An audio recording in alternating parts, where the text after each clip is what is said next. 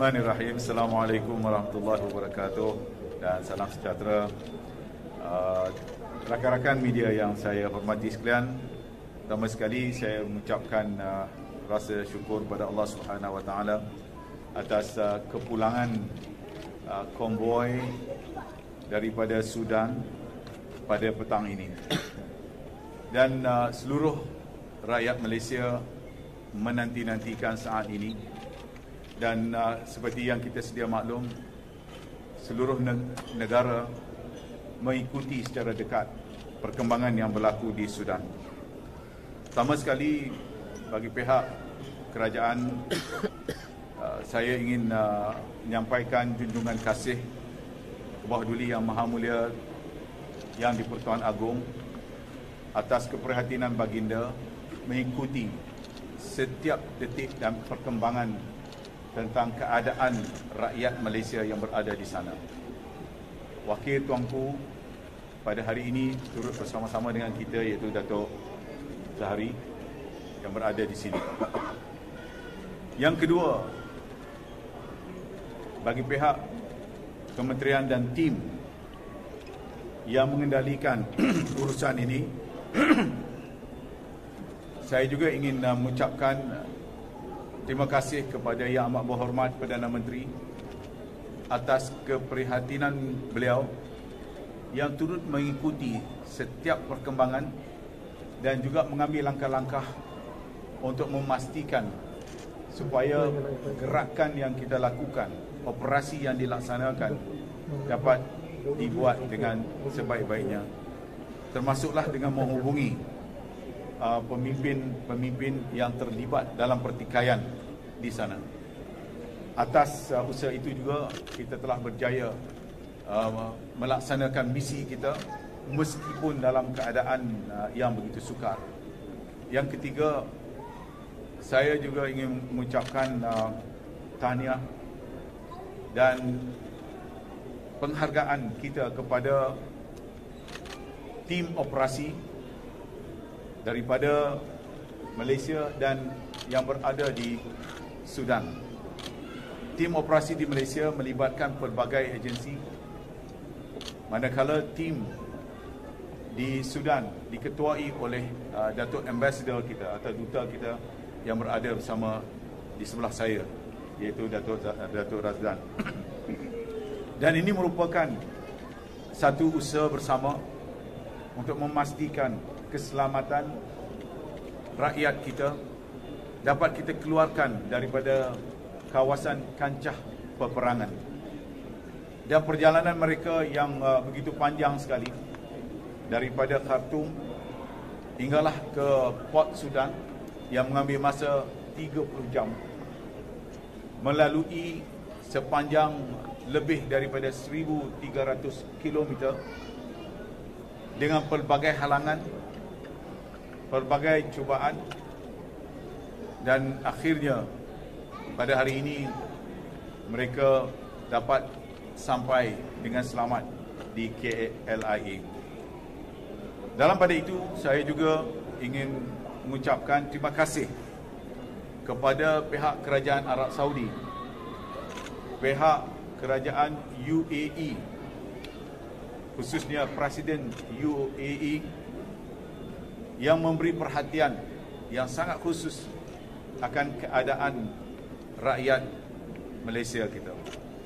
Atas hubungan yang baik antara tuanku yang di-Pertuan Agong dengan Presiden UAE telah memberi natijah yang baik dalam usaha kita untuk mengeluarkan rakyat Malaysia, dan kemudian usaha untuk membawa rakyat Malaysia daripada Port Sudan hingga ke Jeddah mendapat kerjasama yang begitu mantap dan baik sekali daripada kerajaan Arab Saudi. Jadi bagi pihak kerajaan Malaysia, saya mengambil kesempatan ini juga untuk mengucapkan terima kasih kepada kedua-dua kerajaan tersebut. Selain daripada itu juga, saya ingin mengambil kesempatan untuk mengucapkan terima kasih kepada rakyat Malaysia atas doa sekalian rakyat untuk memastikan perjalanan rakyat Malaysia yang sampai pada hari ini sentiasa dipelihara oleh Allah Subhanahu Wa Taala. Terima kasih saya ucapkan.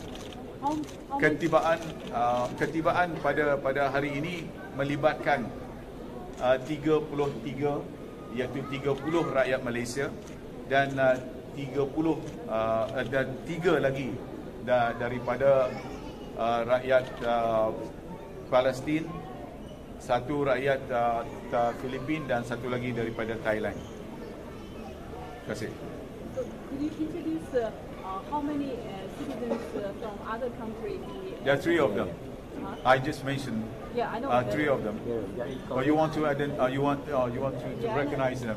They are here. They are here. So one of them is here, and another 2 still waiting downstairs. All right.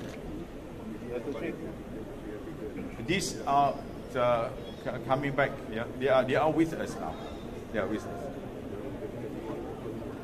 Yeah. Could you introduce the situation? Later. You can meet them. Here they are here. Sudan selesai. Sudan basically telah pun selesai, cuma kita masih terus mengikuti perkembangan ini kerana berdasarkan kepada jumlah rakyat Malaysia yang berdaftar dengan kita, itu adalah bilangannya. Sekiranya ada lagi bilangan-bilangan rakyat Malaysia yang belum mendaftar, jadi kita harapkan dari masa ke semasa mereka akan dapat menghubungi kita untuk kita lakukan usaha seterusnya. Kedutaan akan ditutup berapa lama? Ya, saya juga ingin maklumkan, terima kasih Datuk Ambassador. Seperti yang telah pun saya umumkan sebelum ini dalam sidang akhbar sebelum ini, iaitu selain pada usaha mengeluarkan rakyat Malaysia yang 30 orang ini, kita juga turut membantu mengeluarkan rakyat daripada negara lain, termasuk yang saya sebutkan 3. Selain daripada itu juga kita turut membantu mengeluarkan rakyat Singapura. Semalam Menteri Luar Singapura menghubungi saya secara peribadi menyampaikan penghargaan pihak Singapura kerana kita berjaya membantu mengeluarkan rakyat Singapura bersama dengan tim Malaysia. Selain daripada itu juga kita turut membantu mengeluarkan rakyat Amerika, rakyat Cambodia dan juga seorang daripada Sudan, ya. Dan kerana mereka berada dalam keadaan yang begitu sukar untuk dikeluarkan, dan saya telah menerima panggilan, termasuk semalam Perdana Menteri Hun Sen telah membuat kenyataan media di Cambodia mengucapkan penghargaan kepada Malaysia. Ini semuanya saya sebutkan di sini hasil daripada usaha yang dilakukan secara bersama semua pihak yang terlibat di peringkat Malaysia, agensi-agensi yang sama, termasuklah daripada Kebawah Tuanku sendiri dan Perdana Menteri, diikuti dengan agensi-agensi, maksud juga tim kita diketuai oleh Datuk Ambassador kita di Sudan. Dr. Sri, tadi dalam perjalanan 30 jam ada cubaan katanya, mungkin boleh ceritakan bagaimana? Yang ini saya serah, nanti saya beri ruang kepada Datuk Ambassador untuk menyampaikan sedikit sebanyak pengalaman beliau untuk mewakili rakan-rakan yang pulang pada hari ini. Kedutaan akan ditutup sementara sehingga selesai? Yes, untuk sementara ini kita akan menutup, dan urusan kedutaan kita akan dikendalikan daripada KLIA. What are the difficulties for this action? Sorry? What are the difficulties for the action? The difficulty, of course, they have gone through a lot of obstacles and problems. I think this will be eluded later by our ambassador. Yeah. Any other questions? If not, yes. Silakan. Earlier you mentioned that Malaysia helped bring back several non-Malaysians back here. Was there a similar scope? Were there other countries that helped bring back Malaysians? So far, we don't have that information. As far as we know, all the numbers, all the Malaysians are with us. So, but I accept two are working with the United Nations. They are there now. So that they are under the supervision of the UN. Datuk Seri, di Libya, sebelum ni di Libya, Arab Spring dan sebagainya kita pernah retrieve tapi gunakan aset kita. Kenapa kali ini kita terpaksa menggunakan Arab Spring? Ya, kerana keadaan yang berlaku di Sudan pada kali ini keadaan yang berlaku secara tiba-tiba. Dan saya ingin sebutkan di sini, kalau di Libya kawasan peperangan itu di luar daripada ibu kotanya di peringkat awal. Apa yang berlaku di Sudan, dia berlaku di ibu kota Sudan itu sendiri dan di capital of Sudan. Jadi menyebabkan semuanya berada dalam keadaan yang terpinga-pinga, yang tidak bersedia, dan ini menyebabkan kita perlu mengambil pendekatan yang terpantas ya untuk memastikan supaya semua pihak dapat kita keluarkan. Jadi sebab itu untuk pengetahuan rakan-rakan media juga, kita turut menggunakan beberapa strategi dan pendekatan bagaimana nak mengeluarkan, bukan hanya bergantung kepada satu-satu pendekatan sahaja ataupun kita nak mengharapkan satu pihak untuk mengeluarkannya, kerana kita perlu explore semua possibilities to bring them out from Khartoum. How many children among these Malaysian citizens, and which is the youngest one? They want to know the detail. I think I have to refer to my ambassador. Yeah, he will deliberate further. Any other questions? Yeah, any other questions?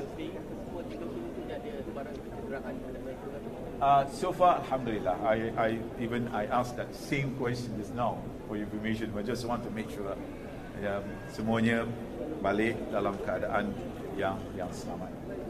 So saya minta Datuk Ambassador. Thank you, Datuk Seri. To answer the question of how many children, it depends. Those that came back with us is 5. Those who we rescued out of Khartoum, there were, I think, 13 of them. With the Singaporean, one of the family had 8 children. To answer about the question on how the trip began in Khartoum, right up to Port Sudan, it was fraught with a lot of, we need to do a lot of risk assessment and choose the route to get out of Khartoum because there were many options. So for us, we chose the most risk-averse situation that would not put our convoy under any risk of attack, because it is important to find a route that is not being contested between the SAF and the RSF. So we decided to take a very long route to Port Sudan rather than the shorter one, because the shorter one, although it's only about 850 kilometers roughly, there are 3 areas where it's contested. Whereas the main road that we took going down south through Madani and Kasala, that area is the only problem was the road condition. So we had to ensure that the drivers that we hired were from the region, and that was very difficult to find because they need to know the terrain as well as the security officers that were on duty. To give you an illustration of the difficulties to travel through this 1,300 kilometer, approximately about every 50 to 80 kilometer there's a checkpoint. And every time we reach a checkpoint, we do not know who's in control. But alhamdulillah that throughout this journey, it was controlled by the government forces, and our drivers who accompanied us or who drove us, they had relations with these security personnel. And that smoothened the journey. But that does not mean that in between these checkpoints it is safe. We are always under constant threat because the battle in Sudan is very fluid. And the area around Sudan, especially the first 150 kilometers, is very, it's a touch and go. We do not know who is in front of us. So we were very vigilant. We had to travel cautiously. And we were protected by initially by the convoy of the UAE government. And we had about 6 buses with us. And that actually provided us a lot of comfort, especially for those with our convoy, because when you travel with numbers, you automatically feel comforted and feel secure. But actually, there were many instances where even convoys that were protected by escorts by the own military or even by the RSF or SAF came under attack from either side. So it was from the onset we decided that we would not use escorts from the SAF or RSF because you become a target.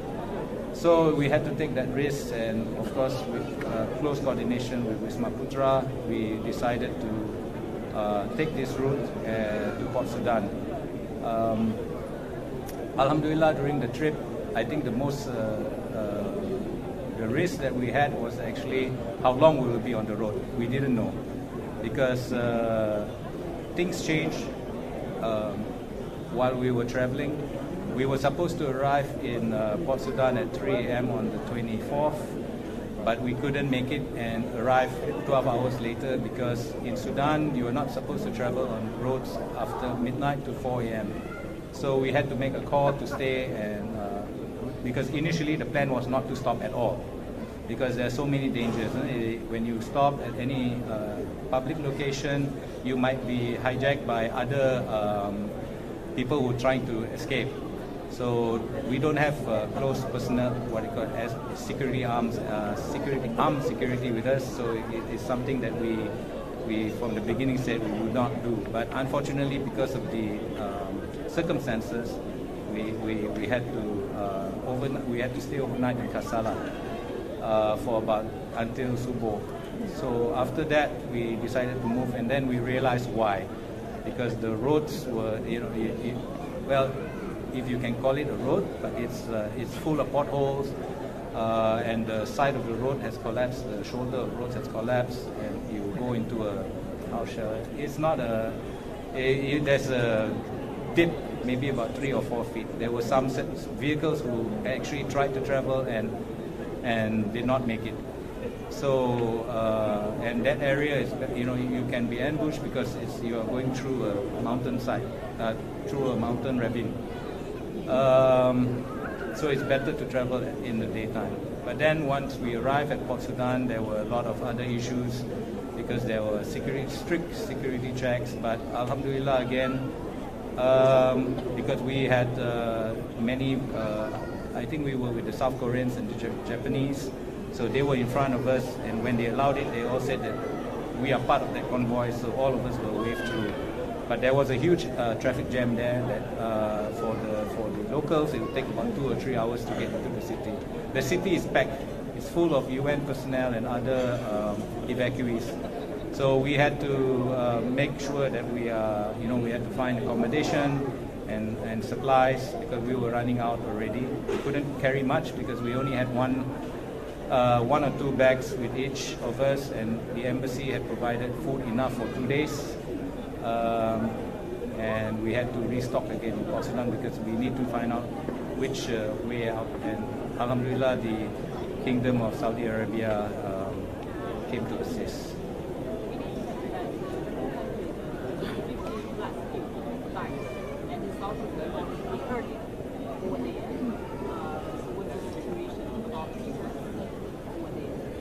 Actually, the numbers of that were killed, those are the official numbers. But I have a feeling that there are more because both sides are not declaring their losses. And it's very difficult to gauge. But I think the number of casualties will probably be more because the attack in the city has been intense. There was artillery, mortar fire, there is even airstrikes that hit around my residence, and including the Petronas complex. That's the reason why we took quick action to get them all out quickly.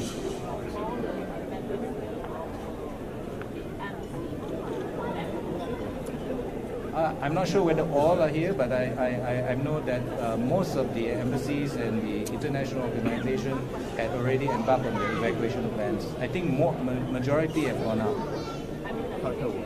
Oh, Malaysia all out. Yes, the 30 that's with us is the entire Malaysian national. 30. From embassy is 3 of us. 3 of us.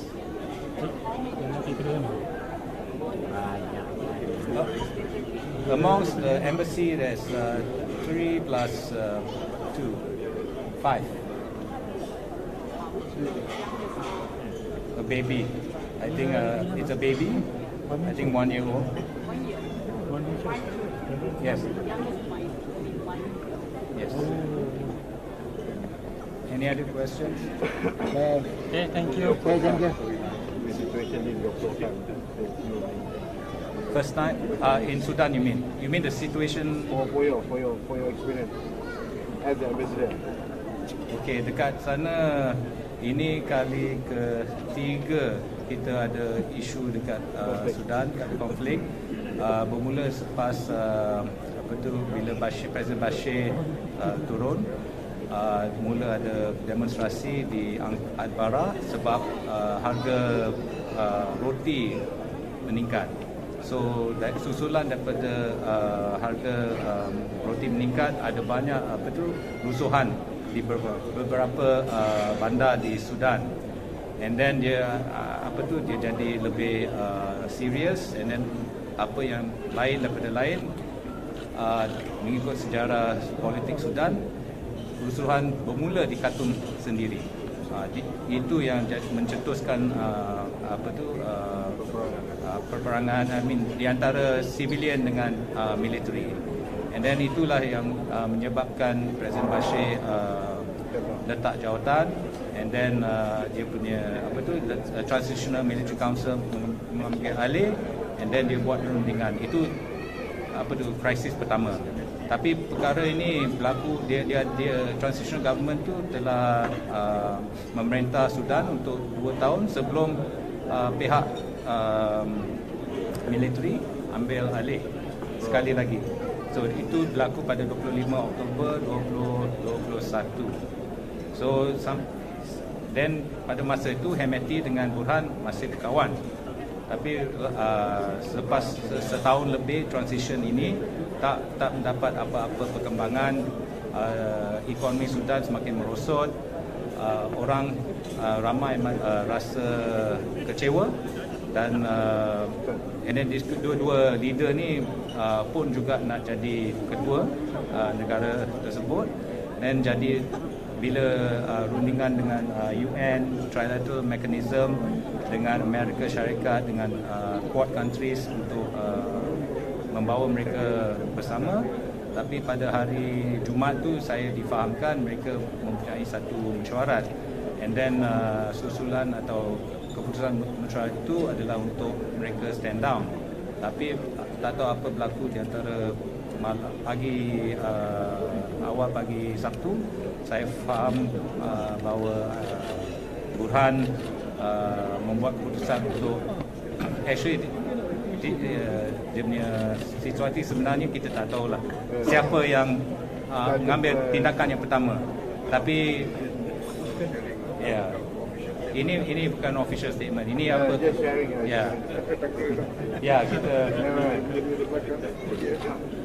Okay, alright. Okay, thank you. Okay, thank you. So any other thing anybody wants to speak? Somebody. Yeah. Okay.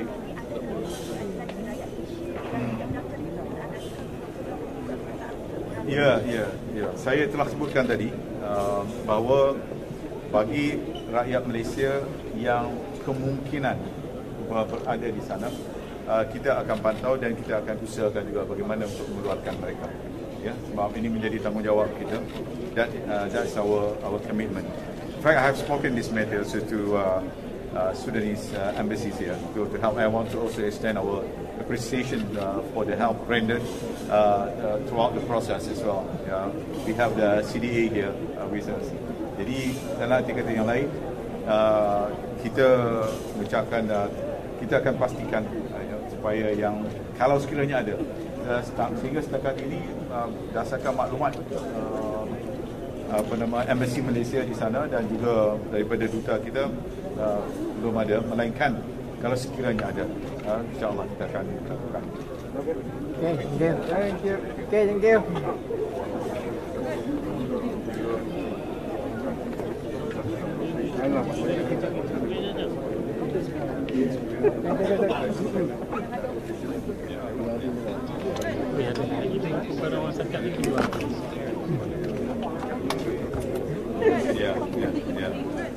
Jadi my last point, ini menjadi tanggungjawab Wisma Putra lah ya.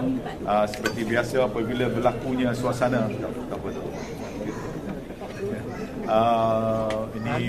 ini maklumat untuk maklumat penting untuk kita maklumkan, untuk kita minta pihak media untuk membantu menyebarkan kerana seperti yang kita sedia maklum keadaan di Sudan pada hari ini. Oleh yang demikian kita ingin menasihatkan kepada rakyat Malaysia yang ingin ataupun ada perancangan untuk melawat Sudan, hendaklah tolong tangguhkan perjalanan itu sehinggalah keadaan kembali pulih ya, dengan keadaan yang ada sekarang. Dan itu yang pertama. Yang keduanya, seperti yang disebutkan tadi berkaitan dengan sekiranya ada mana-mana ya pihak ataupun rakyat Malaysia yang tidak memaklumkan kepada kita dan keluarga mereka berada di sini, dan sila maklumkan kepada pihak Wisma Putra supaya kita boleh membantu untuk mencari di mana mereka sebenarnya, dan insya-Allah kita sentiasa memberikan bantuan ini kepada rakyat Malaysia yang berada di luar negara. Terima kasih. Yang mana? Yang mana? So I mentioned the first point is to appeal to all Malaysians planning to visit Sudan to delay their departure for the time being. That's one point. The other one, the other point I mentioned just now, with regard to those Malaysian possibly still staying there or living there, those who are untraceable Malaysians. We hope that even if they have their families here, to come forward to inform us of their availability, so that we can extend our help. Thank you. Okay. Alright. Terima kasih. Terima kasih semua. Okay.